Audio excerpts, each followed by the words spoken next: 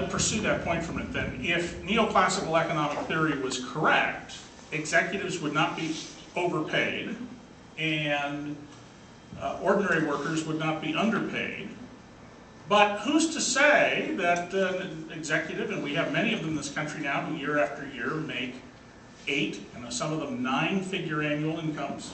There's a particular guy, Gene Eisenberg, who I've written a lot about, who in some years his company's profits are 120 million and his salary and compensation for the year is 120 million. The board of directors, which represents the shareholders, keeps rehiring him and retaining him in this job. So isn't that just proof that the market is really distributing resources according to his contribution to the value of the company? And that if they hired someone else, they wouldn't make a $120 million profit. They have to pay him that to earn $120 million. If they hired somebody who says, hey, I will do the job for $10 million a year, the value of the stock might fall and the investors would be hurt.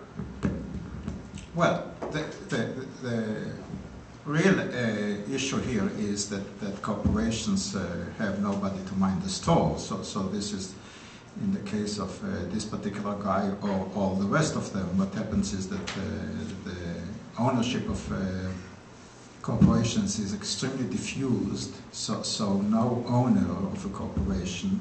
I am an owner of I don't know how many thousands of corporations myself. I don't even know which ones they are, because I own some mutual funds, and these mutual funds probably all own mutual funds, and those mutual funds also own mutual funds.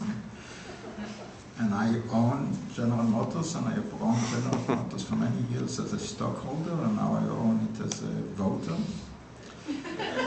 It's very hard to get rid of. But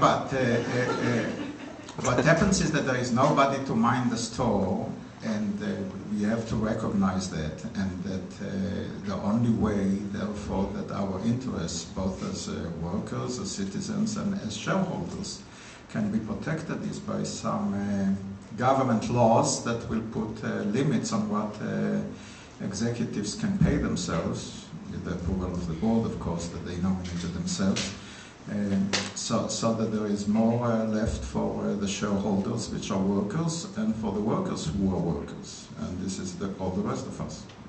Now, Moshe, each of the things that we've talked about here, there seems to me to be an unstated but continuing theme, beginning with your story about the French Revolution. And that is that